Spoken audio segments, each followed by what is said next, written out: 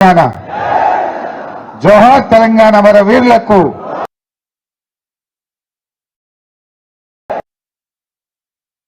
కూర్చోని కూర్చోండి. గౌరవనీయులు సభాధ్యక్షత వహిస్తున్న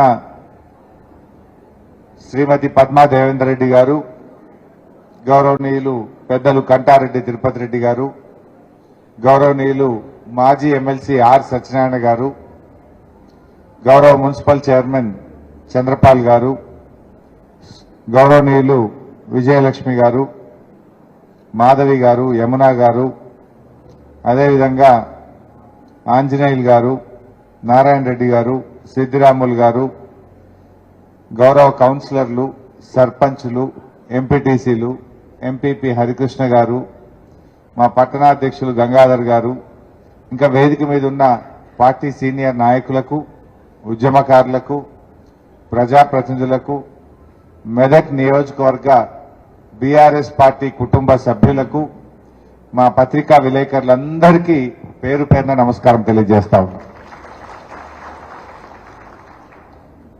నాకంటే ముందు అందరూ అన్ని విషయాలు చాలా వివరంగా మాట్లాడారు. నిజానికి నాకు కొంత ఇవాళ జ్వరం వచ్చినా ఇలా మెదక్ మీటింగ్ కదా మిస్ కావద్దని ఓపిక చేసుకొని రావడం జరిగింది. ఇందాక మిత్రులు మాట్లాడుతూ మెదక్ పార్లమెంట్ లో 7 ఎమ్మెల్యేలుంటే 6 గెలిచినాం, ఈ ఒక్కటే కొద్దిగా మిస్ అయిపోయింది. నిజానికి దగ్గరికి వచ్చినాం మనం, అంతా ఎంత 10,000 దగ్గరికి వచ్చి మిస్ అయిపోయినాం మనం. ఒక 5-6 వేలు ఇటు పడితే మనం గెలిచిపోదు. సరే, ఏదైనా మనం ఓడిపోయినామని ఉంటుంది, బాధ ఉంటుంది, ఎవరికైనా ఉంటుంది. కానీ ఇప్పుడు ప్రజలు ఆలోచనలో పడ్డారు. కానీ ఇది ఇంకో చిన్న కథ కూడా చెప్పాలి మీకు. కొన్ని సందర్భాల్లో ఏది జరిగినా మన మంచికే అంటారు పెద్దలు, అంటారా? ఇప్పుడు ప్రజలకు కూడా అర్థమవుతున్నట్టుంది. పద్మమ్మ ఉండంగా ఎట్లుండే ఇవాళ ఎట్లున్నదో జర సమజ్ అవుతుందా లేదా? మనం ఉండంగానేమో 10 చేసినా ఇంకా 11వ కాకపోయా, 11 చేస్తే 12వ ఇంకెప్పుడైతుంది అన్నట్టు కొద్దిగా మనకు కూడా అర్థం కాలే. వెనకట ఒక రాజుగారు ప్రజా దర్బార్ నిర్వహిస్తుండట. ప్రజా దర్బార్ నిర్వహిస్తా ఉంటే 2 మంచి కొత్త కత్తులు తెచ్చి వాళ్ళ సైన్యాధిపతి బహుకరించాడు. కత్తులు బాగున్నాయని దాన్ని తీసి ఇట్లా అని మంచిగా దాన్ని నూరు నెట్ చేసి చూస్తా ఉండి ఇట్లా తిప్పి చూస్తున్నట్టు రాజుగారు. చూడంగా ఏమైంది, ఆ తిప్పేటప్పుడు ఆయన రాజుగారి ఆ కత్తి చిట్కన వేలికి తనగానే తెగిపోయి కింద పడ్డదట. చిట్కన వేలు కింద పడి రక్తం గారుతుంది. మరి అక్కడున్న మంత్రి, ఆ రాజుగారి మంత్రి అన్నాడట, రాజుగారు ఏది జరిగినా అంతా మన మంచికే జరిగింది అన్నాడట. రాజుగారికి కోపం వచ్చిందట, నా ఏళ్ళు తెగిపోయింది అని రక్తం గారి బాధపడుతుంటే వీడేమో అంత మంచికే అనబట్టే వీళ్ళు లోపలేసేది జైలు అన్నాడట. అయితే రాజుగారు చెప్పే పాపం బట్టలందరూ వచ్చిన మంత్రిని తీసుకుపోయి జైల్లో పెట్టారు. సరిగా ఆ తర్వాత కొద్ది రోజుల తర్వాత రాజుగారు ఎప్పుడు ఆయనకు వేటకు వెళ్ళుడు అలవాటు. ఓసారి వేటకు పోయింది. వేట చేసుకున్నప్పుడు అడవిలో రాజుగారికి ఒక చిన్న కుటీరం కూడా ఉండేది. వేట అంతా చేసుకొని వచ్చి అలసిపోయి ఆ కుటీరంలో అడవిలో పండుకున్నాడు. అడవిలో కూడా రకరకాల జాతులు మనుషులు ఉంటారు కదా, తెగలు, గిరిజన జాతుల వాళ్ళు ఆ అడవిలో ఉండేటువంటి వాళ్ళు ప్రతి సంవత్సరం పండుగకు వాళ్ళు ఉత్సవాలు జరుపుకుంటూ ఉంటారు. సో తిరుగుతూ ఆ జాతి వాళ్ళు రాజుగారిని వాళ్ళ ఉత్సవాల్లో ఏంటంటే ప్రతి సంవత్సరం పండుగకు నరబలి ఇవ్వాలి. ఈ రాజుగారిని చూస్తారు, మంచిగా గట్టిగా ఉన్నాడు, ఎత్తు పొడుగు అజం మంచి రాజా, ఎట్లా బాగుంటాడు కదా, ఈయన మంచిగా ఉన్నాడు, ఈయన దొరికిండని చెప్పి రాజుగారిని పట్టుకొని పోయిందిగా పొద్దుగాలు చేయాలి. సాయంత్రం మంచిగా మంగళ స్నానం చేపిస్తుంటారు రాజుకు. మంగళ స్నానాలు అన్ని మంచిగా చేసిగా బలిచ్చే ముందు అన్ని తయారు చేస్తున్నట్టు రాజును. వాళ్ళ ఆచారం ఏంటంటే ఎవరినైతే బలిస్తారో ఆయనకు అంగవైకల్యం ఉండొద్దు, అన్ని మంచి కాళ్ళు చేతులు ఏళ్ళు బరాబర్ ఉంటేనే ఇయ్యాలన్నట. అయితే అన్ని ఎత్తుకుతున్నట్టు ఎత్తుకుతే నాకు సిట్కనే వెళ్ళలేదు. అరే ఈ సిట్కనే వెళ్ళాలని బలి ఇద్దని చెప్పి అంతా తయారు చేసినాక చూసి నువ్వు పనికిరావు పోనే కొట్టిదట. ఆ రాజు బతుకు జీవుడా అని రాజ్యానికి వచ్చిండు. అప్పుడు ఆలోచనలు పడ్డాడట, నిజంగా మా మంత్రి గారు ఎంత దూరదృష్టితో చెప్పిండు, అంతా మన మంచికే అన్నాడు. నిజంగా ఏలుముంటే ఇయ్యాల నేను ఆయన బలైపోతుంది కదా, నేను బతికిపోయినా అనుకొని ఆ మంత్రి గారిని మంచిగా మంగళ స్నానాలు చేయించి ఆయన మంచిగా తయారు చేసి పట్టుకురాపోండి అన్నాడట. సో ఆ మంత్రి గారిని మంచిగా అంతా స్నానం గినం చేసి పట్టుకొస్తుంటే ఆయన భయపడ్డాడట మంత్రి. మళ్ళెందుకు పిలిచిండు, మళ్ళీ ఏమన్నా చేతాడా ఏంది నన్ను, ఇప్పుడే ఇన్ని రోజులు జైలు వేసి భయపడుకుంటూ పోయిండట మంత్రి గారు.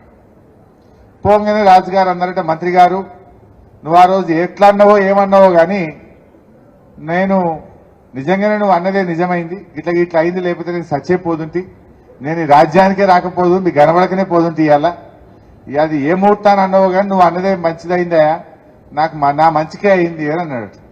అని నేను తప్పయింది నాది, నువ్వు ఆ రోజు నువ్వు అట్లా అంటే నా మనసు నొచ్చుకొని నేను జైల్లో పెట్టినా నువ్వేమనుకోకు, నాది తప్పైంది అని రాజుగారు మంత్రిని అన్నాడట. మంత్రి అన్నాడట, రాజుగారు నిజంగా అది నా మంచికే అయిందని మంత్రి అన్నాడు. అప్పుడు నీ మంచికి ఎట్లా అయిందా అని రాజు అడిగిండట.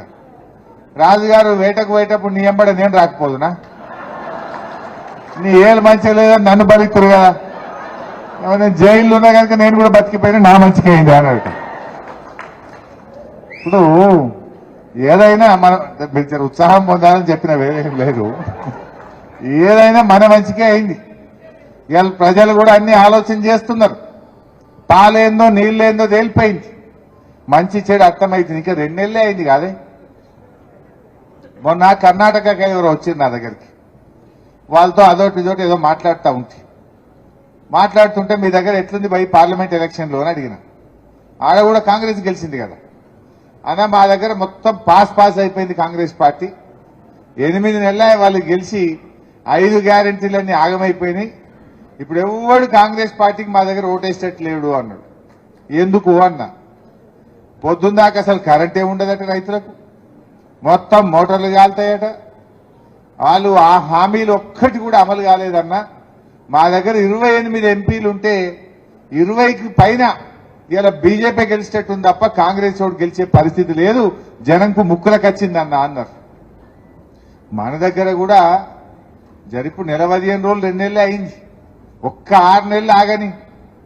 6 నెలల తర్వాత మీ సర్పంచ్ ఎలక్షన్లు, ఎంపీటీసీ, కౌన్సిలర్ ఎలక్షన్లు వస్తే జనం ఏడవాయ మా వాళ్ళు అని చెప్పి పట్టుకొని ఎత్తుక్కొని ఓట్లేస్తారు మీకు. రేపు మా ఆంజనేయులు కౌన్సిలర్ నిలబడ్డా, మా విజయలక్ష్మి నిలబడ్డా, ఏడుంది విజయక్క ఇగరా అని టీఆర్ఎస్ లో దొరకబట్టుకుని ఓట్లేసే పరిస్థితి వస్తుంది. అంటే ప్రజలకు అర్థమవుతుంది విషయం. ఇలా కర్ణాటకలో 8 నెలలు అయింది, మనసున పట్టింది. మన దగ్గర కూడా కొద్దిగా షురువు అయింది.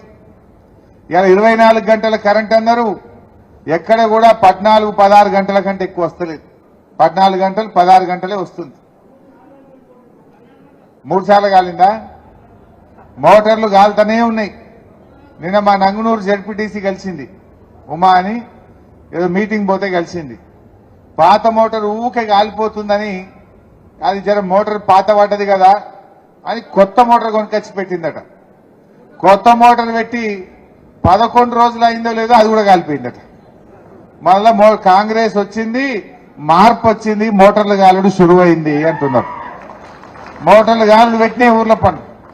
ఇప్పుడు కేసీఆర్ వచ్చిన, ఇలా కాంగ్రెస్ వాళ్ళు వచ్చినాక ఏమైందంటే కొన్ని కొత్త దుకాణాలన్నీ ఓపెన్ అవుతున్నాయి. మళ్ళా వ్యాపారాలు పెరిగినాయి. కొన్ని వ్యాపారాలు, ఏం వ్యాపారాలు పెరిగినాయి, కరెంటు మోటార్లు వైండింగ్ చేసే దుకాణాలు కొత్తవి వస్తున్నాయి, వ్యాపారం పెరిగింది. ఇన్వర్టర్లు, కన్వర్టర్లు, జనరేటర్లు అమ్ముకునే దుకాణాలు మాత్రం మోపోయినాయి. మళ్ళా వాడి కంపెనీ వాడు ఇక కాంగ్రెస్ వచ్చిందిరా భయ్ అని వాడు ఇన్వర్టర్లు తయారు చేస్తుండు, జనరేటర్లు తయారు చేసుడు శురువైంది. ఇవాళ వాళ్ళ గిరాకీ మాత్రం మళ్ళా పెరిగింది. ట్రాన్స్ఫార్మర్లు కాలిపోవడం శురువైంది. ట్రాన్స్ఫార్మర్లు, మోటార్ వైండింగ్ చేసే దుకాణాలు కూడా మళ్ళా, ట్రాన్స్ఫార్మర్ రిపేర్ దుకాణాలు కూడా మళ్ళా కొత్తవి వస్తా ఉన్నాయి. కేసీఆర్ వచ్చినాక ఇవన్నీ మూతవాళ్లే. మోటార్ వైండింగ్ దుకాణాలు లేవు, ఇన్వర్టర్ల దుకాణాలు లేవు, జనరేటర్ల దుకాణాలు లేవు, ట్రాన్స్ఫార్మర్లు మరమ్మతు చేసేటి సగానికి సగం మూతపడ్డాయి. మళ్ళా కాంగ్రెస్ వచ్చింది, మార్పు వచ్చింది, మళ్ళా దుకాణాలన్నీ మోపైతున్నాయి. ఇది వాళ్ళు తెచ్చినటువంటి మార్పు. ఇలా వాళ్ళ పరిస్థితి ఎట్లయిపోయిందంటే, ఆనాడు ప్రచారంలో అబద్దాలు, నేడు పాలనలో అసహనం. ఎవరన్నా అడిగితే ఏం మాట్లాడుతుండ్రు? అయ్యా రైతు బంధు వల్లేదు అంటే ఎవడా అన్నోడు అని చెప్తూ కొట్టుండే అంటాడు ఒక మంత్రి. అన్నడా లేదా? ఇక ఇంకో మంత్రి, మహిళా మంత్రి అయితే నేను నోట్తో చెప్పలేను, మా అక్క చెల్లెలు ఉన్నారు, రైతు బంధు పడలేదంటే ఆగుతలేదా అంటుంది ఆమె.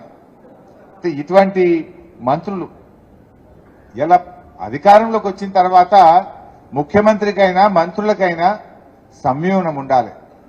పదవస్తే బాధ్యత పెరగాలి, పదవస్తే హుందాతనం పెరగాలి.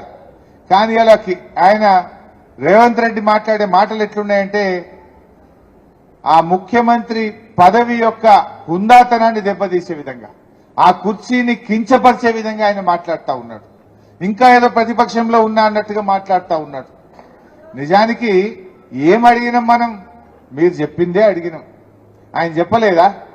మేము రాగానే డిసెంబర్ 9వ తారీఖు నాడు మొదటి సంతకం 2 లక్షల రుణమాఫీ మీద పెడుతున్నా అన్నడా లేదా? ఒకటేసారి 2 లక్షలు మాఫీ చేస్తా అన్నడా లేదా? మరి ఎటువైంది? 2 లక్షల రుణమాఫీ చేయకుండా ఇప్పుడు పార్లమెంట్ ఎన్నికల్లో కాంగ్రెస్ వాళ్ళు వస్తే జనం ఓట్లేస్తారే?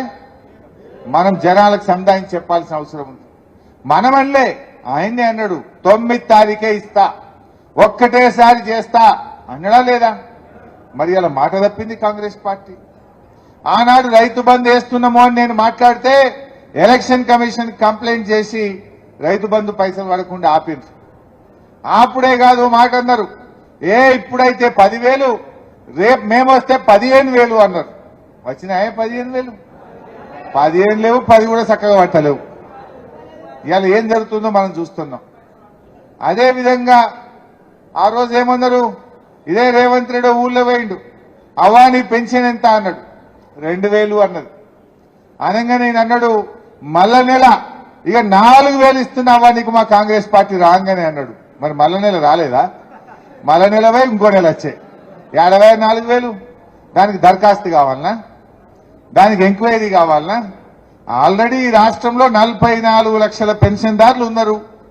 వాళ్ళకు 200 ఉంటే 10 అంతలు పెంచి కేసీఆర్ 2,000 చేసిండు, ఇచ్చిండు.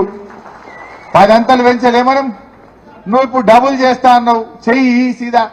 దానికి దరఖాస్తు ఎందుకు? దానికి ఏం అడ్డం ఉన్నది? 2,000 పోయి 4,000 చేయడానికి నీకు ఏ కాగితం కావాలి? నీకు ఏం ఎంక్వైరీ కావాలి? నీకు ఏ దరఖాస్తు అవసరం ఉన్నది అని నేను అడుగుతా ఉన్నా. అది ఎందుకు ఇస్తలేవు అని మనం అడగాలనా వద్దా? అరేగా 4,000 ఎప్పుడు ఇస్తావా అంటే వాళ్ళు మీ సంగతి చెప్తాం అని మాట్లాడిన వాళ్ళ మీద ఎదురుదాడికి దిగుతున్నారు. కేసులు పెట్టమని బెదిరిస్తున్నారు, కింది స్థాయి కార్యకర్తల్ని బెదిరిస్తున్నారు, మన ఎమ్మెల్యేలను బెదిరిస్తున్నారు. ఇలా మన పల్లా రాజేశ్వర రెడ్డి ఎమ్మెల్యే గారి మీద అక్రమ కేసులు పెట్టి ఆయనను ఇబ్బంది పెట్టే ప్రయత్నం చేస్తున్నారు. అంటే వాళ్ళకి ఏమైపోయిందంటే పాలన చేతగాక ప్రతిపక్షాలను ఇవాళ ఇబ్బందులకు గురి చేయడం, ప్రతిపక్షాల మీద కేసులు పెట్టే ప్రయత్నం చేస్తున్నారు. ఒక ప్రభుత్వం అనేది మంచి పని చేసి ప్రజల ప్రేమ పొందాలి. మన గవర్నమెంట్ వచ్చింది, మనం ఎవరి మీద కేసులు పెట్టినామా? మనం పెడితే సగం కాంగ్రెస్ వాళ్ళు జైళ్ళలో పడుతుండే. నిన్న మొన్న మా లీడర్లు కలిసి అంటారు, అన్న మనమేమో నీళ్ళు ఎట్లా రావాలి, కరెంట్ ఎట్లా రావాలి, తండాలు గ్రామ పంచాయతీలు ఎట్లా చేయాలి, చెరువులు ఎట్లా బాగా చేయాలి, కాలువలు ఎట్లా తవ్వాలి, రైతు బంధు ఎట్లా ఇవ్వాలి, కళ్యాణ లక్ష్మి ఎట్లా ఇవ్వాలి, 200 పెన్షన్ 2,000 ఎట్లా ఇవ్వాలి, బీడీలు చేసే వాళ్ళకి ఆసర పెన్షన్ ఎట్లా ఇవ్వాలి, దవాఖాన్లు ఎట్లా బాగా చేయాలి, కేసీఆర్ కిట్ ఎట్లా ఇద్దాం అని మనమేమో పని మీద పడ్డాం. వాళ్ళు ఏం చేస్తుండ్రు? ఎవరిని ముక్కులెంటిక వీకుదాం, ఎవరి మీద కేసు పెడదాం, ఎవరిని తిప్పలు పెడదాం, ఎవరిని జైల్లో పెడదాం అని లంగా ప్రచారాలు, అబద్దాలు, ఇబ్బందులు పెట్టేటువంటి దానికి వాళ్ళు పాల్పడుతున్నారు. కాంగ్రెస్ పార్టీ ప్రతిపక్షాల మీద దాడి కాదు, మీ హామీల అమలు మీద దృష్టి పెట్టాలని చెప్పి నేను కోరుతా ఉన్నా. ప్రజలు ఎప్పుడు సంతోషపడతారు? ప్రజలకు ఇచ్చిన మాట నిలబెట్టుకొని నువ్వు 4,000 పెన్షన్ ఇస్తే ప్రజలు సంతోషపడతారు. నువ్వు 2 లక్షల రుణమాఫీ ఏకకాలంలో చేసి నీ మాట మీద నిలబెట్టే ప్రజలు సంతోషిస్తారు. కానీ మంచిగా పనిచేసిన కేసీఆర్ మీద బదనాం చేసుడు, కార్యకర్తలను ఇబ్బంది పెట్టుడు, బీఆర్ఎస్ నాయకులను ఇబ్బంది పెడితే ప్రజలు సహించరు, తిరగబడతారు. జాగ్రత్త అని చెప్పి నేను హెచ్చరిస్తా ఉన్నా. అది కదా కావాల్సింది. నువ్వు చెప్పలే, వడ్లు అమ్ముకోకుర్రి, ఆపుర్రి, మేము రాగానే 500 బోనస్ ఇచ్చి వడ్లు కొంటా అన్నావు. మొన్న కొన్నావా వానకాలంలో? వానకాలంలో కొనలే, ఇప్పుడు యాసంగి వడ్లు వస్తాయి. రేపు మళ్ళీ పార్లమెంట్ ఎలక్షన్ కోడ్ వస్తుంది. మళ్ళా రేపమంటావు అరే ఎలక్షన్ కోడ్ వచ్చింది బోనస్ ఇయ్యరాదని మళ్ళా చేతులు లావడతావు. నీకు ప్రేమ ఉంటే చిత్తశుద్ధి ఉంటే వడ్లకు బోనస్ ఇచ్చే జీవో పార్లమెంట్ ఎన్నికల కోడ్ రాకముందు ఇప్పుడే ఇయ్యండి అని చెప్పి నేను డిమాండ్ చేస్తా ఉన్నా. పార్లమెంట్ ఎన్నికల లోపు వడ్ల బోనస్ మీద జీవో ఇయ్యి, ఈ నెల 4,000 పెన్షన్ ఇయ్యి, ఇప్పుడే 2 లక్షల రూపాయల రుణమాఫీ నువ్వు ఇచ్చిన మాట ప్రకారంగా డిసెంబర్ 9కి ఇస్తా అన్నావు. కనీసం ఇప్పుడైనా ఇవ్వమని చెప్పి నేను అడుగుతా ఉన్నా. ఇవి అడిగితే దాడికి దిగే ప్రయత్నం చేస్తున్నారు. ప్రజలకు ఏం కావాలి? మనం చెప్పింది చేయలేదా? మనం చెప్పింది చేసినాం, చెప్పని కూడా చేసినాం. కళ్యాణ లక్ష్మి ఓట్లప్పుడు చెప్పినామే మన మేనిఫెస్టోలో ఉన్నదా? లేకున్నా 11 లక్షల మంది ఆడపిల్లల పెళ్లిలకు ₹1,00,000 చొప్పున సాయం చేసింది మన ప్రభుత్వం. ఇంటింటికి మంచినీళ్ళు ఇస్తామని ఓట్లల్లో చెప్పినామా ఓట్లల్లో చెప్పకపోయినా అసెంబ్లీలో చెప్పిండు. మంచినీళ్ళు ఇవ్వకపోతే మళ్ళా ఎన్నికల్లో ఓట్లే అడిగా అని చెప్పిన దమ్మున్న నాయకుడు కేసీఆర్. రైతు బంధు ఇస్తామని ఓట్లప్పుడు చెప్పినామా ఓట్లలో చెప్పలే. కానీ రైతులకు సేవ చేయాలనుకున్నాడు. రైతుల కోసం రైతు బంధు పథకాన్ని పెట్టిండు మన కేసీఆర్. అంటే మనం ఎన్నికల్లో చెప్పినవి చేసినాం, చెప్పని కూడా చేసినాం. 4 కిలోల బియ్యం ఉంటే 6 కిలోలు చేసినాం పేదలకు. కరోనా వస్తే 10 కిలోల బియ్యం ఇచ్చినాం పేదలకు. మళ్ళా గెలిస్తే ఈసారి సన్న బియ్యం ఇవ్వాలనుకున్నాం. కానీ వీళ్ళు ఉన్న బియ్యం బంద్ చేసినట్టు కనబడతా ఉన్నారు. వీళ్ళు వాస్తవాలు చెప్పాలి, వాళ్ళు ఇచ్చిన మాట నిలబెట్టుకోవాలి. కానీ ఇవాళ ఇవన్నీ కూడా గమనిస్తే ఏం కనబడుతుందంటే కాంగ్రెస్ వాళ్ళది ఇట్లా చెప్పి చెప్పి చెప్పి మెల్లగా పార్లమెంట్ ఓట్లు కాగానే అయ్యో మేము లంకె బిందెలు ఉన్నాయి అనుకున్నాం కానీ ఈడ ఖాళీ బిందెలు ఉన్నాయి, ఇక మాతో కాదని చేతులు లావట్టేట్టున్నారు. వీళ్ళు ఏంది దేనికి తయారు చేస్తున్నారు? ఓట్లు అయిపోయినాక మెల్లగా అంత ఈడ లంకె బిందెలు లేవు, అంత ఖాళీ ఉన్నది, ఇక మాతో కాదు అని చేతులు లావట్టేందుకు ఇదంతా కథ వంటకం వండుకొస్తున్నారు. అర్థమైతే లేదా గాయంత మనకు? ఇప్పుడు ఓట్లు ఉన్నాయని చెప్పారు అంతే. ఓట్లు కాగానే మెల్లగా చేతులు లావట్టు. ఇక్కడ మేము సెక్రటరియట్ లంకె బిందెలు ఎంత ఎత్తికినా దొరుకుతలేవు. ఉంటాయి అసలు లంకె బిందెలు? సెక్రటరియట్ లో ఫైళ్లు ఉంటాయి, కంప్యూటర్లు ఉంటాయి కదా. లంకె బిందెలు ఆడుంటాయి ఇంకా మెదక్ కిల్ల పొన్ననో లేకపోతే గట్ల ఏదైనా బూత్ బంగ్లాలో బాడుపడ్డ బంగ్లాలలో రాత్రిపూట చదువుతుంటారు కొంతమంది. అవునా? మరి ఈయనకెందుకు అనుమానం వచ్చిందో నాకు డౌట్ వస్తుంది. ఇవన్నీ మనకు అర్థమవుతున్నాయి ఈరోజు. దయచేసి మనం ఆలోచించాలి. నిజంగా ఇలా ప్రజల్లో చర్చ స్టార్ట్ అయింది. నిజంగా 4,000 పెన్షన్ రాలే కదా, బోనస్ రాలే కదా, వచ్చిందా? 2,500 అక్కచెల్లెలకు ఇస్తానని వచ్చినాయా? ఇవాళ తెలంగాణలో 1,52,00,000 మంది అక్క చెల్లెళ్ళు 18 ఏళ్లు నిండిన వాళ్ళు ఉన్నారు. మరి వాళ్ళందరికీ 1,52,00,000 మందికి నువ్వు నెలకు 2,500 ఇస్తా అన్నావా లేదా? గది ఇయ్యాలి కదా. మరి గది ఇయ్యమంటే అగో హరీష్ రావు నన్ను అడుగుతావా అంటుడు.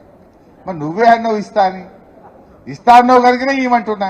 నీ 100 రోజులు ఎప్పటిలోగా అవుతుంది? మార్చి 17వ తారీఖు వరకు 100 రోజులు అవుతున్నది. ఏప్రిల్ మొదటి వారంలో ఓట్లు ఉంటాయి. మార్చి 17 లోపు నువ్వు 2 లక్షల రుణమాఫీ, 2,500 బోనస్, 4,000 పెన్షన్ ఇస్తేనే ఏప్రిల్లో ఓట్లేస్తారు. ఇయ్యలేదనుకో ఇదే ప్రజలు మళ్ళా కర్రు గాల్చి కాంగ్రెస్ పార్టీకి వాత పెట్టేది ఖాయం.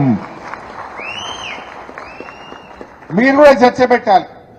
మార్చి 17కు 100 నిండుతున్నది. 100 డెడ్ లైన్. 50 రోజులు ఇయ్యద్దని రూల్ ఉంది ఏమన్నా? 40 రోజులకు ఇయ్యద్దని వాళ్ళని ఆపుతుర్రా అయింది నిన్ను? రేవంత్ రెడ్డి ఇంకా 100 నిండలే వద్దు నిండే వాళ్ళు ఆగబడుతుర్రా? ఇప్పుడు 100 ఈజ్ యువర్ డెడ్ లైన్. నువ్వు 30కి 40 రోజులకి 50, ఇప్పుడే ఆల్రెడీ 60 రోజులకు వచ్చింది, 2 నెలలకు దాటింది, దగ్గర 2 నెలలకు రానే బట్టే ఇవి. మరి ఇప్పుడు ఎందుకు వద్దంటున్నాం అంటే ఇదంతా కూడా వాళ్ళకు గోబల్స్ ప్రచారం చేసిండ్రు. బడ్జెట్ సరిపోదని తెలిసి కూడా, బడ్జెట్ లేదని తెలిసి కూడా ప్రజలను ఆశపెట్టి మభ్యపెట్టి ఇవాళ ప్రజలను మోసం చేసినటువంటిది ఇవాళ కాంగ్రెస్ పార్టీ. కానీ మనం కూడా గమనిస్తా ఉన్నాం. అదే ప్రజలు తప్పకుండా ఇవాళ కేసీఆర్ అన్నమాట మీద నిలబడ్డారు. ఇప్పుడు ఆనాడు కరోనా వచ్చింది. కరోనా వస్తే 45 రోజులు లాక్డౌన్, ఖజానాలో పైసలు లేవు, ప్రభుత్వానికి ఆదాయం లేదు. మరి ఆ రోజు కూడా రైతు బంద్ వేయాల్సి వస్తే కేసీఆర్ వేసిండా లేదా? కరోనా వచ్చిన కష్టకాలములో ఎమ్మెల్యేల మంత్రుల జీతాలు ఆపిండు, బిల్లులు ఆపిండు, రైతులకు మాత్రం పంటకు సకాలంలో రైతు బంధు ఇచ్చిండు మన కేసీఆర్. మరి వీళ్ళకెందుకు అంత ఇబ్బంది అవుతున్నది? మీ ప్రాధాన్యత ఏంది? దేశానికి అన్నం పెట్టే రైతు ముఖ్యమా, నీకెవరు ముఖ్యమో అని నేను అడుగుతా ఉన్నా. కరోనా లాంటి కష్టకాలంలో కేసీఆర్ ఇవ్వగలిగినప్పుడు మీరెందుకు ఇవ్వలేకపోతున్నారు అని చెప్పి నేడు ఈ కాంగ్రెస్ ప్రభుత్వాన్ని అడుగుతా ఉన్నా. ఇవన్నీ కూడా మీరు చర్చ పెట్టాలి గ్రామాల్లో. దయచేసి ప్రజల దగ్గర తండాలకు పోండి. తండాలకు మనం ఏం తక్కువ చేసినాం? వాళ్ళకి అన్ని అబద్ధాలు చెప్పిండ్రు వీళ్ళు. తండా ప్రజల దగ్గర కూర్చొని మంచిగా వాళ్ళకి అర్థమయ్యేటట్టుగా చెప్పండి. ఇలా మన కేసీఆర్ తండాను గ్రామ పంచాయతీ చేసిండు. తండాలో ఇంటింటికి నల్లబెట్టి నీళ్లు తాగిపించిండు. తండాలో గల్లీ గల్లీకి సీసీ రోడ్ వేసిండు. తండాలో చదువుకునే పిల్లలకు విద్యా ఉద్యోగాల్లో 10% రిజర్వేషన్ ఇచ్చిండు. మరి ఇంత మంచిగా చేసిన కేసీఆర్ ను మనం కాపాడుకోవాలని చర్చ పెట్టండి. తండాల్లో పోయి తండా ప్రజల్లో చర్చ పెట్టండి. ఇవాళ దళిత బంధు మా ఎస్సీ కాలనీలో కూడా మాట్లాడండి. కేసీఆర్ ఉంటే ఏడాదికి కొంతమందికి వచ్చు, మెల్లమెల్లగా అందరు బయటపడుదురు. ఇప్పుడు వాళ్ళు ఉన్నాయే బంధు పెట్టిండు. ఆల్రెడీ ఇచ్చిన దళిత బంధు బ్యాంకుల డబ్బులు పడితే బ్యాంకుల పడ్డ పైసలను కూడా ఫ్రీజింగ్ లో పెట్టి దళితుల ఉసురు పోసుకుంటున్నది ఇలా కాంగ్రెస్ పార్టీ. నేను అడుగుతా ఉన్నా, ఆల్రెడీ మంజూరైంది, ఆల్రెడీ డబ్బులు ఇచ్చిండు కేసీఆర్, దాన్ని ఎందుకు ఫ్రీజింగ్ లో పెడుతున్నారు అని నేను ఇలా కాంగ్రెస్ పార్టీని అడుగుతా ఉన్నా. దయచేసి ఇప్పటికే ఇచ్చిన దళిత బంధు లబ్ధిదారులకు వెంటనే 10 లక్షల రూపాయలతో ఆ యూనిట్లు గ్రౌండ్ చేయించాలని చెప్పి నేను కాంగ్రెస్ పార్టీని డిమాండ్ చేస్తా ఉన్నా. ధర్నాలు చేస్తున్నారు వాళ్ళు. పాపం మా గొల్ల కుర్మలకు డీడీలు కట్టింది గొర్రెల కోసం. ఇప్పుడు డీడీలన్నా వాపస్ ఇయ్యండి, గొర్రెలన్నా ఇయ్యండి, మీరు ఇస్తామన్నా 2 లక్షలన్నా ఇయ్యండి. ఇవన్నా వద్దా? వాళ్ళే చెప్పిన మేము 2 లక్షలు ఇస్తాం, సీదా ఇస్తామన్నారు. ఇప్పుడు మీరు వచ్చి 2 నెలలైనా ఆ డీడీలు ఇస్తలేరు, గొర్రెలు ఇస్తలేరు. మీరు ఇస్తామన్న 2 లక్షలు కూడా ఇవ్వకుండా ఇవాళ యాదవులను కూడా ఉసురు పోసుకుంటున్నటువంటి పరిస్థితి ఉంది. వాళ్ళు ఎంతసేపు కూడా ప్రజల్ని ఇబ్బంది పెట్టేటువంటి ప్రయత్నం చేస్తా ఉన్నారు. నిజంగా మన మెదక్కు ఆ రోజు కేసీఆర్ గారు వచ్చినప్పుడు జిల్లా కలెక్టరేట్ ప్రారంభం చేసుకొని 50 కోట్లు మెదక్ పట్టణానికి ఇచ్చిండు కేసీఆర్. 100 కోట్లు ఏడుపాయల అమ్మవారికి ఇచ్చిండు మన కేసీఆర్. మన మెదక్కు రింగ్ రోడ్ శాంక్షన్ చేసిండు కేసీఆర్. నేను గెలిచిన ఎమ్మెల్యే గారిని కోరుతా ఉన్నా, మరి శాంక్షన్ అయ్యి వచ్చిన పైసలు ఎవరైనా వాపసు కూడా కొడతారా? వచ్చిన పైసల్ని ఉపయోగించండి, వచ్చిన పనిని తెచ్చిన జీవోను చేయండి, ఇంకా ఎక్కువ పైసలు తీసుకురండి, ఇంకా ఎక్కువ మెదక్కు డబ్బులు తీసుకురండి. కానీ తెచ్చినవి పొడగొట్టే దీన్ని ఏమంటారు? ఇలా ఊరూరికి 15 లక్షలు ఇచ్చిండు కేసీఆర్. మెదక్ మున్సిపాలిటీకి 50 కోట్లు ఇచ్చిండు. ఏడుపాయల అమ్మవారికి 100 కోట్లు ఇచ్చిండు. వాటిని రద్దు చేస్తా ఉంటే గెలిచిన ఎమ్మెల్యే గారు మాట్లాడకపోవడం ఇది శోచనీయం. ఎవరైనా వచ్చిన పైసలు ఓడగొట్టుకుంటారే, వచ్చిన జీవో ఓడగొట్టుకుంటారే, తెచ్చిన పైసల్ని ఓడగొట్టే దీన్ని ఏమనాలో మరి ఇవాళ మెదక్ ప్రజలు కూడా ఆలోచించాలని చెప్పి కూడా నేను విజ్ఞప్తి చేస్తా ఉన్నా. మీరు కావాలంటే 100 జాలై, ఇంకా 100 కోట్లు ఇవ్వమని రేవంత్ రెడ్డి గారి దగ్గర తీసుకురండి. మెదక్ పట్టణానికి 50 కోట్లు జాలై, ఇంకా 50 కావాలని చెప్పండి. మా యాదగిరి గారు ఉన్నారు, రామాయణపేటకు కూడా ఆ రోజు 25 కోట్లు ఇచ్చిండు కేసీఆర్ గారు. 25 జాలై, అవి కూడా వాపసు పోయినాయి. ఇవాళ కేసీఆర్ ఇచ్చిన 25 కూడా వాపసు పోయినాయి. ఇంక 25 ఇవ్వని అడగాలి కదా. మరి ఇలా మా నాగరాజు కష్టపడి పనిచేస్తే ఇవాళ ఆయనను పోలీసు వాళ్ళని పెట్టించి బెదిరించే ప్రయత్నం చేస్తున్నారు. నాగరాజు భయపడే వ్యక్తి కాదు. అవసరమైతే నాగరాజు కోసం మొత్తం బీఆర్ఎస్ పార్టీ ఒక్కటై నాగరాజు లాగా ప్రతి కార్యకర్తను కూడా కాపాడుకుంటది. ఎవరు భయపడాల్సిన అవసరం లేదని కూడా నేను మనం చేస్తా ఉన్నా. ఇవాళ 28 తండాలకు మనం రోడ్లు శాంక్షన్ చేయించినాం. ఆల్రెడీ కొన్ని తండాలకు వేసినాం, ఇంకా కొన్ని మిగిలిపోయిన తండాలకు రోడ్లు శాంక్షన్ చేస్తే దాన్ని కూడా క్యాన్సిల్ చేసేసింది. ఇక దాన్ని టెండర్ పెట్టించి జల్దీ పని చేయిస్తారా, లేదు ఈ పని మాకు అవసరం లేదని క్యాన్సిల్ చేసి వాపసు పంపుతారా? ఇవాళ తండాల్లో ఉండే మా అన్నదమ్ములు, మా అక్క చెల్లెలు కూడా ఆలోచించాలని చెప్పి కూడా నేను ఈ సందర్భంగా విజ్ఞప్తి చేస్తా ఉన్నా. సో ఏది ఏమైనా భవిష్యత్తు మనకే ఉంటది. మరి మీ ఉత్సాహం చూస్తా ఉంటే నాకు కూడా నమ్మకం కలుగుతా ఉంది. ఈ ఎంపీ ఎన్నికల్లో ప్రతి కార్యకర్త కూడా మీరు ఒక్కొక్కరు కూడా కష్టపడి మెదక్లో మనం ఎంపీ ఎన్నికల్లో మన బీఆర్ఎస్ పార్టీకి మెజార్టీ తెచ్చే బాధ్యత మనం అందరం కలిసి తీసుకుందాం. తెద్దామా వద్దా? ఏ ఊర్లో మొన్న తక్కువ వచ్చినాయో ఆ ఊరోళ్ళు, ఆ కౌన్సిలరు, ఆ వార్డు ప్రజలు పట్టుబట్టాల కార్యకర్తలు మనం మెజార్టీ తీసుకురావాలి. ఇలా ప్రజల్లో కూడా చర్చ స్టార్ట్ అయింది. ఓడిపోయిన పద్మ గారు అందుబాటులో ఉంటున్నారు, ప్రజల్లో తిరుగుతూ ఉన్నారు, ప్రజల కష్ట సుఖాలు పట్టించుకుంటా ఉన్నారు. ఇవన్నీ కూడా ప్రజలు ఆలోచిస్తున్నారు. నేను పోయినసారి మెదక్ మెడికల్ కాలేజ్ శాంక్షన్ చేసిన, అది ఈ విద్యా సంవత్సరం అడ్మిషన్స్ జరగాలి. మరి ఈ సంవత్సరం ఆ కాలేజీ స్టార్ట్ అయ్యి పిల్లలకు అడ్మిషన్స్ జరిగితే మరి మనం తెచ్చిన దానికి ఒక సార్థకత ఉంటుంది. మరి మనమైతే ఒక సంవత్సరం 8 కాలేజీలు పెట్టినాం, ఒక సంవత్సరం 9 పెట్టినాం. ఇగో ఈ సంవత్సరం 8 కాలేజీలు ప్రారంభించాలని అందులో మెదక్ కూడా పెట్టినాం. అది ప్రారంభం అవుతుందని నేను ఆశిస్తా ఉన్నా. సో అట్లా పనులు జరగాలని మనం తనలాడినాం. అరే మెదక్కు రైలు తెచ్చింది పద్మమ్మ గారు, మెదక్కు జిల్లా తెచ్చింది పద్మమ్మ గారు, మెదక్ పట్టణ రోడ్లు ఎంత మంచిగా జరిగినాయి, ఎన్ని చెక్ డ్యాములు కట్టినాం. కాళేశ్వరం నీళ్లు మెదక్కు హల్దీలో తేలేదా మనం? కాళేశ్వరం నీళ్లు తెచ్చి పంటలు ఎండిపోకుండా కాపాడుకునే ప్రయత్నం చేసినాం. ఇట్లా మంచి జరిగింది. సరే అప్పుడప్పుడు కొంత దురదృష్టవశాత్తు ఏంటంటే నిజం గడప దాటక ముందే అబద్ధం ఊరంతా చుట్టేస్తుంది అన్నట్టు మనం చేసిన మంచి పని బయటకు పోలేదు. వాళ్ళు చేసిన దుష్ప్రచారం, అబద్ధాలు, గోబల్స్ ప్రజల దగ్గరికి పోయినాయి. మా యూత్ కూడా కనబడుతుండ్రు. మీరు కూడా రీల్స్ చేయండి. ఇప్పుడు ఆ రీల్స్ ఏమో చేసుకుంటూ పెట్టారు కదా మొన్న. ఇప్పుడు మీరు కూడా రీల్స్ చేయండి. ఏమో 29 తారీఖు వచ్చింది, రైతు బంద్ ఏది, రుణమాఫీ ఏది, లేదా కరెంటు పోతుంది కదా ఆడాడ, ఆ కరెంటు పోయిన కాడ రీల్స్ చేసి ఎండిపోయిన పొలాలను రీల్స్ చేసుకుంటే మనం కూడా సోషల్ మీడియాలో ప్రజలకు చూపించాలి. వాళ్ళేమో అబద్ధాలను రీల్స్ చేసి చేద్దాం, వాళ్ళ మాట తప్పి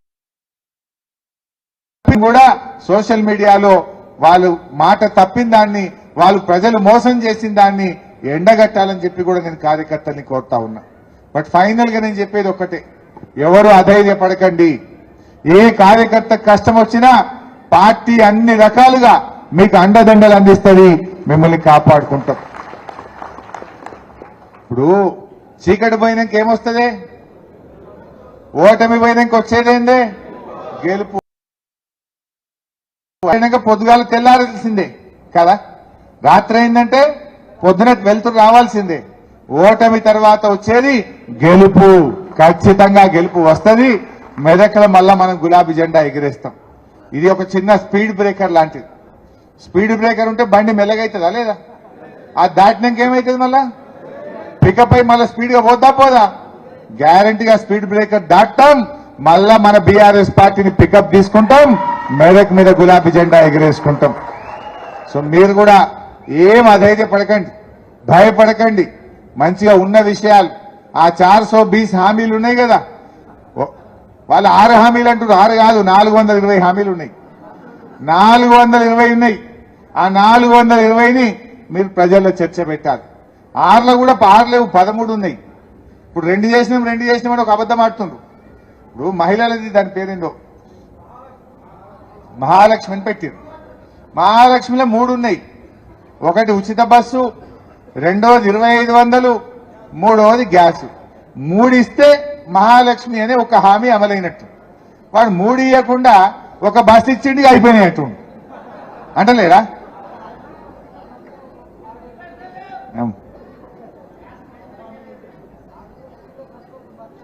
బస్సు కూడా మా అక్క అంటుంది, విజయక్క, బస్సులందరూ కొన్ని బస్సులు బంద్ పెట్టిరట. ఇదివరకు రామాయణపేట మెదక్కు రోజు 15-20 ట్రిప్పులు నడితే ఇప్పుడు 5 ట్రిప్పులు 10 ట్రిప్పులు నడుపుతారు. అంటే బస్సుల ట్రిప్పులు కమ్మి చేసింది. కొన్ని ఊర్లకు బస్సులు బంద్ అవుతున్నాయి. మళ్ళీ ఇలా ప్రజలకు ఇబ్బంది పెడుతున్నారు. కర్ణాటకలో అట్లే చేసిరట. ఒక 3 నెలలు నడిపిరట. రోజు 10 ట్రిప్పులు నడిచే కాడ 5 ట్రిప్పులు చేసిరట.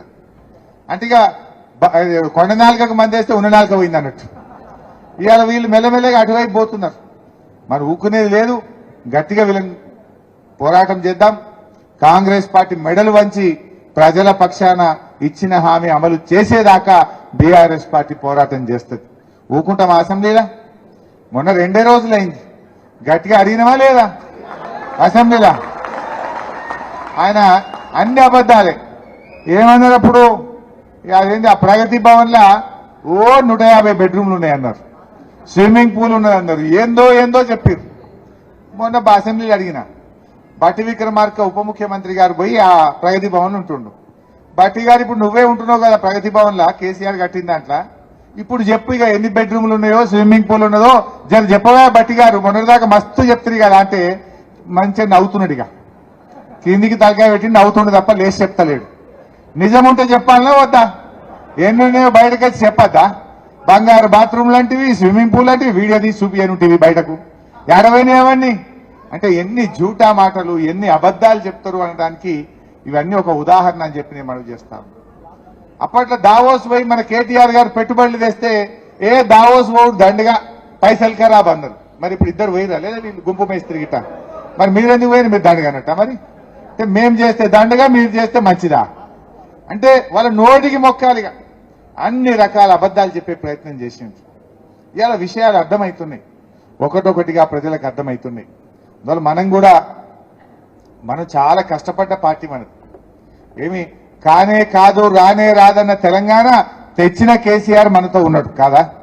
ఇవాళ నమ్మిందా కేసీఆర్ తెలంగాణ తెస్తా అంటే?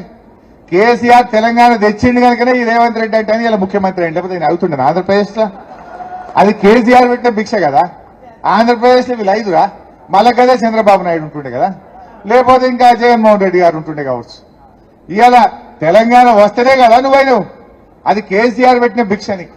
కేసీఆర్ సాగు నోట్లో తలబెట్టి తెలంగాణ తెచ్చిండు కనుక ఇవాళ తెలంగాణ కొద్దిగా పచ్చబడ్డది, తెలంగాణ రాష్ట్రం అయింది. ఇవన్నీ కూడా ప్రజలు గమనిస్తా ఉన్నారు. మనం కూడా మన జాగ్రత్త మనం కూర్చోవద్దు. ఇప్పుడు చాలా విషయాలు పద్మ మాట్లాడింది, ఆంజనేయులు గారు మాట్లాడినరు, తిరుపతి అన్న మాట్లాడినరు, నేను మాట్లాడినా. మీకు సమస్య అయింది కదా. ఈ ముచ్చట మీరు ఊర్లలో ముచ్చట పెట్టద్దా? కసిరి కాడ కూర్చున్న కాన్నో, బీటి కాన్నో, నాట్లు వాడే కాన్నో, 10 మందిలో కూర్చున్న కాడ బస్సుల పోంగనో, బస్సుల పక్కపొంటలతో ముచ్చట పెట్టద్దా? మనం ప్రజలలో మనం ఎండగట్టాలన్నా వద్దా? వాళ్ళు చేయలేదా దుష్ప్రచారం? వాళ్ళేమో అబద్ధాలు చెప్పిన, మనం నిజాలు చెప్పుదాం, ఉన్నది చెప్పుదాం, వాస్తవాలు చెప్పుదాం, ప్రజల్లో చర్చ పెడదాం. ఎక్కడికక్కడ మనం ప్రజల్లో చర్చ పెడితే అదే ప్రజలు మళ్ళీ మన కేసీఆర్ వైపు వాళ్ళే వస్తారు, మళ్ళీ అధికారం ఇస్తారు అని చెప్పి నేను మనం చేస్తా ఉన్నా. సో మిత్రులారా, మరి ఈ స్ఫూర్తిని కొనసాగిద్దాం. దయచేసి కార్యకర్తలందరూ కూడా మీ గ్రామాల్లో, వార్డుల్లో పార్లమెంట్ ఎన్నికల కోసం ఇప్పటి నుంచి సమాయత్తం కావాలి. 4000 పింఛన్ రాలే కదా, ఆ వృద్ధుల దగ్గరికి పోయి అవ్వా మరి 4000 ఇయ్యలే వీళ్ళు కాంగ్రెస్ వాళ్ళు అని మనం గట్టిగా చెప్పాలి. కేసీఆర్ 5000 ఇస్తా అన్నాడు, మనం 200, 1000 అంటే 1000 చేసినాం, 1000ని 2000 అంటే 2000 చేసినాం.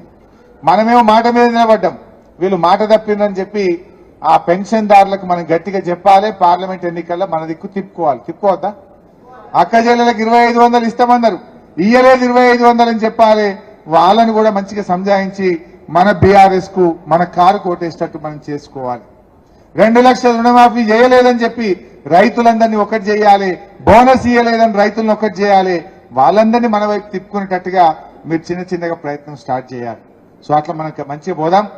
రాబోయే రోజుల్లో మీకు ఎక్కడ ఏ ఊర్లో ఇబ్బంది వచ్చినా ఒక్క ఫోన్ కొట్టండి, తప్పకుండా మేమే వచ్చి మీకు అండగా నిలబడతాం. ఇక మీ ఎలక్షన్లు అంటారా, అల్క గెలుస్తారు మీరు. అవి 6 నెలలకు పెట్టరు కావచ్చు, అప్పటికి కాంగ్రెస్ పార్టీ పాస్ అయిపోతుంది. ప్రజలంతా ఇక కోపంగా ఉంటారు, ఏది కాదు కదా. కానప్పుడు ఊరుకుంటారా? రేపు మీ ఎంపీటీసీ ఎన్నికనో, కౌన్సిలర్ ఎన్నికనో, సర్పంచ్ ఎన్నికుంటే కూడా మళ్ళా నేను వస్తా, మీకు అన్ని రకాలుగా సహకారం ఇచ్చి దగ్గరుండి మిమ్మల్ని గెలిపించుకుంటాం. పద్మమ్మ ఓడిపోవచ్చు, కానీ మిమ్మల్ని మాత్రం గెలిపించుకుంటాం, మీకు అండగా నిలబెడతాం. ఎందుకంటే తెలిసిపోయింది, పద్మమ్మ అప్పుడు ఏమో వస్తదేమో 2 లక్షలు, వస్తదేమో 2500, వస్తదేమో బోనస్, వస్తదేమో 4000 అని కొద్దిగా నమ్మింది. రానప్పుడు ఏమవుతుంది? రివర్స్ అవుతుంది. అవుతుందా కాదా? సో రేపు మీ ఎలక్షన్లప్పుడు కూడా తప్పకుండా మేము వస్తాం, అన్ని రకాలుగా సహకారం ఇస్తాం. దగ్గరుండి మళ్ళా జెడ్పీటీసీలను, ఎంపీపీలను, సర్పంచ్లను, కౌన్సిలర్లను, ఎంపీటీసీలు అందరినీ గెలిపించుకుంటామని చెప్పి కూడా మనవి చేస్తూ జై తెలంగాణ.